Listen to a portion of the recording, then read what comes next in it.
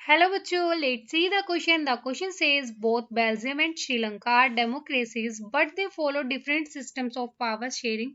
Support the statement by giving 3 points of difference. Question में हमसे बोल रहा है बच्चों कि जो बेल्जियम और श्रीलंका दोनों जो हैं वो लोकतंत्र हैं, लेकिन जो वे सत्ता की विभिन्न प्रणालियों का पालन करते हैं। इस स्टेटमेंट के सपोर्ट में 3 differences बताइए। Key concept of this question is system of power sharing in Belgium and Sri Lanka.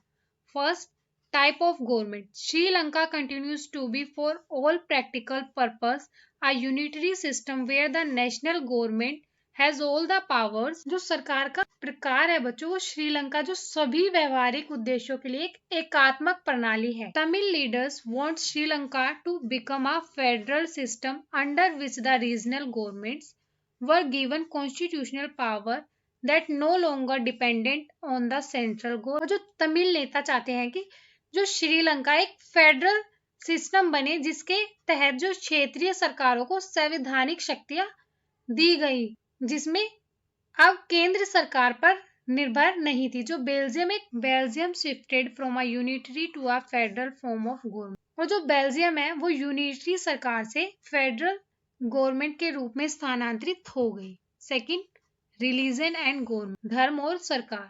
To accommodate people belonging to different ethnic groups, Belgium formed a community government whereas the Sri Lankan government passed a law to protect and promote Buddhism। इसमें क्या हुआ बच्चों, जो समायोजित विभिन्न जातीय समूह से जो संबंधित लोगों ने बेल्जियम में एक सामुदायिक सरकार बनाई, जबकि जो श्रीलंकाई सरकार ने बौद्ध धर्म की रक्षा और प्रचार करने के लिए एक कानून पारित किया।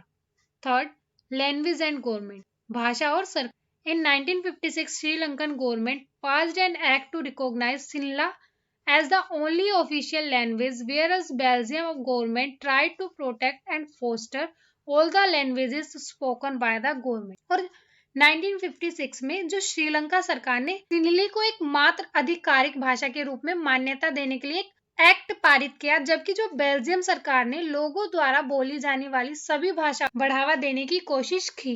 Hope you understood it well. Best of luck.